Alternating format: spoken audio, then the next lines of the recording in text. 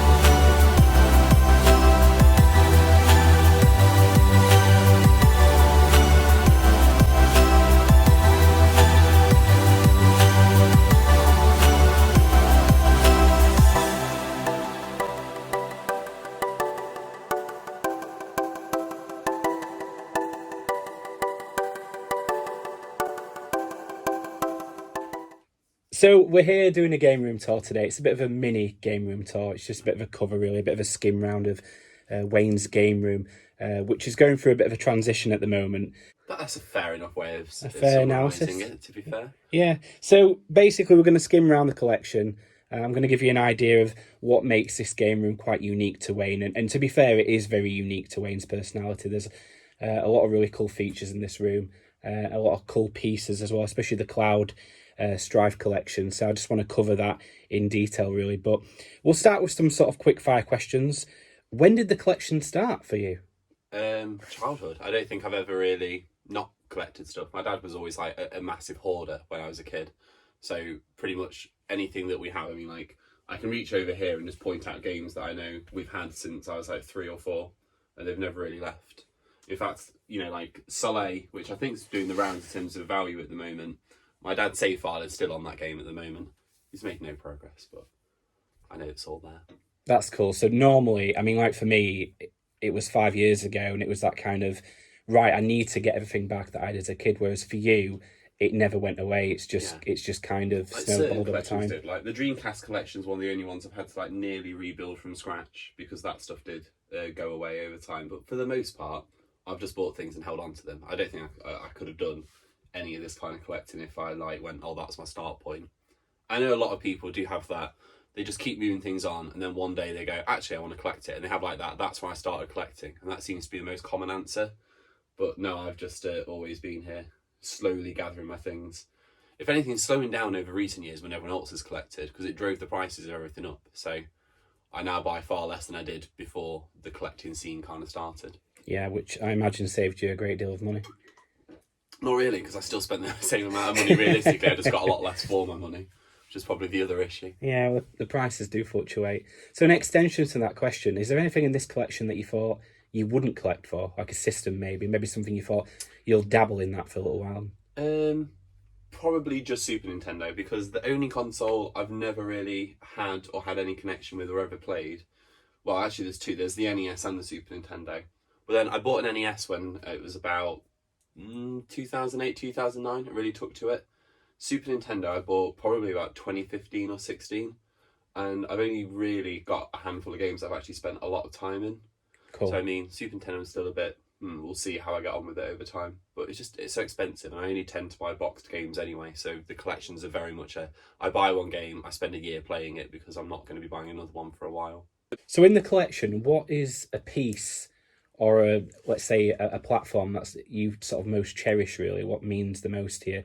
So if you were to pick a platform, let's say PlayStation or Nintendo 64, and there's one particular one that means more to you, it's more nostalgic and you've got more memories of. The most is original PS1. I mean, that's why, in terms of my collection, when I had to move in and out of places, I always kept that one at least out of storage and with me, because I mean, most of what I play are RPGs, that they're like my main go-to anyway. PlayStation did it best, never got better than that era. And even then, I have an American PlayStation 2 to be able to play American PS1 games as well, because loads of RPGs came out for that. So I mean, one system of choice, PS1 would be like my go-to. And I think when I was a kid especially, that's where I spent the most of my time playing games. Like, we had a Mega Drive, I played a lot of that. And saying like my dad had a Saturn, played that a lot. I owned quite like a Mega CD. But when PlayStation arrived and RPGs started coming out for it, and I could play those alone, you never really saw me again. That was like when I really, really got deep into gaming as a kid. And I mean, the other difference is like it's where they're spending their team's money as well. So like, because they consistently keep Final Fantasy 14 going, they're always spending money and time on that. Mm-hmm. That's half their development staff working on that instead. Well, a whole team working on that instead. So then the next main entry gets, slowed down a lot. And obviously they're trying to do like bigger and bigger budget things. Now, here's a question. What does nostalgia mean to you? The word that has a definition. Indeed, yeah. Can we get a sort of an English teacher perspective from that first? Bit of an analysis on the word. You don't need an analysis on the word. The word is, I think it's Spanish in origin. It might be Italian, I'm not too sure. You can check the specific etymology. But it's a sickness. It's people who are thinking of home and can't quite escape that. And nostalgia is a sickness. It's not meant to be a positive thing that we all dwell on. Okay, we're very ill then at the moment. We're all very, very ill. And at the same time, yeah. I don't know, the word's gained a lot of like quite positive connotations, and I prefer it in that way, to be honest. Like historically, what does it mean? That's what it means. Yeah. But having that fondness for the past, I mean, it's just simpler times, isn't it? I think that's what everyone goes back to. It's not a case of even things were better in that day. It's just purely, I was a kid back then, I didn't have any worries. I'd come home, I'd play a game for a few hours, I'd wake up in the morning, and all I had to worry about was getting back home that evening to do whatever. I think it's easy to forget that back then because you didn't have any sort of mass responsibilities or issues or adult problems. Escapism was even more immersive, I imagine, back then. Whereas being an adult, we never really zone out or clock out of issues and problems. And when I was a kid, I could churn through like 60, 70-hour games every like week or two. Yeah. Obviously, based on how much time I could actually get on. But having like a 6-hour gaming session when you got home from school, if I could get away with it, I would. It didn't really matter. And, you know, they were the great days. Like, you do, like, the whole everyone gathers together local co-op and, like, split screen on Halo with, like, the arguments that led from, like, screen watching and things like that. It was funny. Everyone enjoyed those days. And, you know, sadly, they're long gone. They don't exist anymore. People have moved on from that whole way of, like, playing and thinking. Right, what is your game of the year for you? What game have you played this year that you just thought, that absolutely deserves game of the year? And if it doesn't get it, it's kind of irrelevant because to you, that's certainly your favourite game of the entire year for 2020. Is it new for 2020? Yeah, new. I mean, there's not really another answer to 7 Remake. I don't think there's been another game that's been released new this year that competes with it. I mean, for other people, maybe it's like Animal Crossing or whatever, but... Or The Last of Us Part 2. No, that was utter trash. I mean, The Last of Us Part 1 was worse, so why would I play 2? But, no, I don't know. I mean, thinking like critically... Not many people have had any real complaints about the game. It's mostly been positive reception. I don't see why it would be... well, I mean, it's been nominated, hasn't it? So I don't know why it wouldn't win that, to be honest. Yeah, that's true. Is there any particular games for any platform that's like you need this, you need that, and then that's it? For you, that's a complete collection, at least for yourself? For me, I've got like a master list of every game that I'm trying to collect and trying to build a collection for. Yeah. So I think there's about 150 games less that I'm even looking at even. That's kind of across like new systems as well as old ones and things. A lot of systems I'm pretty much done with. So PS3 I'm long since done with. Mega Drive, there's still a handful of things I'm still after. GameCube, I'd like to get hold of Chibi Robo, but I don't think it'll ever happen at the price I'm willing to pay, so I'm done with that. 64, maybe a couple of titles. Same for most systems, really. Like Vita and PSP, I'm done with. Oh no, I think there's maybe one more thing on that. I mean, really, it's just kind of like odds and sods on every little console. Like, oh, there's maybe 1 or 2 games I'm quite interested in, but they tend to always be the higher price ones, because obviously, when I was collecting things anyway, and I did obviously hit a point where I went, all right, I can buy those things that I couldn't afford when I was a kid now, so I'm going to buy those up. Yeah. So all the ones that were affordable, I bought rapidly, because they're quite easy to do. So my collection grew by like... I'd say probably about a quarter of what's in here was kind of added where I could afford things and had disposable income. And then after that, it's just been a case of like chipping away very, very gradually at those humongous big budget things. Yeah, it's an interesting way of putting it, because there's always those kind of items that kind of fall into the background, really into the mist, because they're very, very expensive and you've got to decide when the right time is to purchase that item. Yeah. How do you control yourself financially? How do you control yourself from not going overboard at times? Well, I don't ever use credit. That would be the biggest, easiest way to keep control. No, I pretty much kind of go, I'll set a budget that I'm willing to spend any given month. Yeah. And if I want something that's humongous and bigger than that budget, I'll give it a couple of months to let that accrue over time, and then I'll just drop the money on it. I otherwise just tend to kind of keep myself on a very, very tight leash. Essentially, if I can't afford it, I won't buy it. It's easy. When I first started collecting, there were a lot of splurging, a lot of going overboard at times, and being almost reckless with spending money. But I've really brought that back in the last few years. Right, how often do you cull your collection? Have you recently culled it this year? Did you get some decent trade value for anything that you traded in? Have you been trading much in the last 12 months? You know very, very well that I had a massive cull this year. But nobody else knows. Yeah, maybe.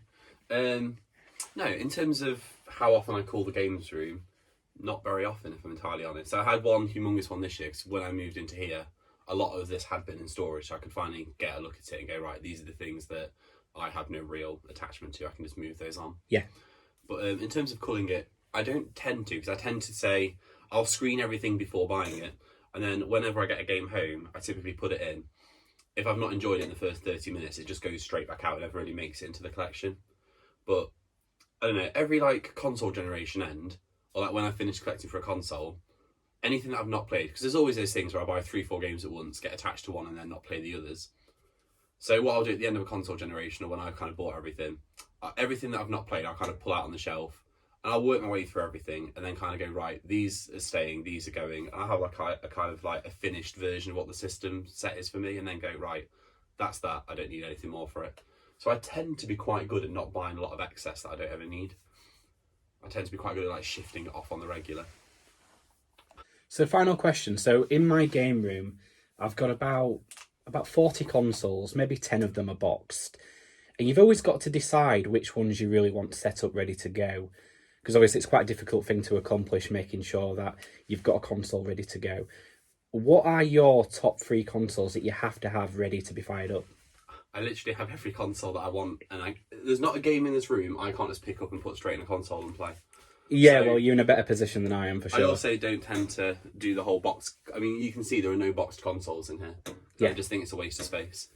That's how I see it, at least. It does take up a lot of space. I mean, even with this bigger room that I've got now, and it is massive. It's a space hog. It's space difficult, yeah. I'd rather have a nice looking figure than a big box for a console. I don't think the box art's ever that good looking. In terms of systems to have set up, though, I have to have my PlayStation set up at all times. A PS2, obviously, because then I've got 2 and 1 together. That's true, yeah. That's my obvious one. If I'm just thinking classic consoles and not thinking like my more modern stuff, my other go-to is the Mega Drive, because that's pretty much my most nostalgic of all systems. And I tend to like having the GameCube set up, but not for the GameCube, for the Game Boy player. Yeah. Because I do still have a lot of fondness for those games over anything else. So on a different option, I went down GameCube or Game Boy player, because there's no other easy way to play like Game Boy Advance games on That's the TV. true.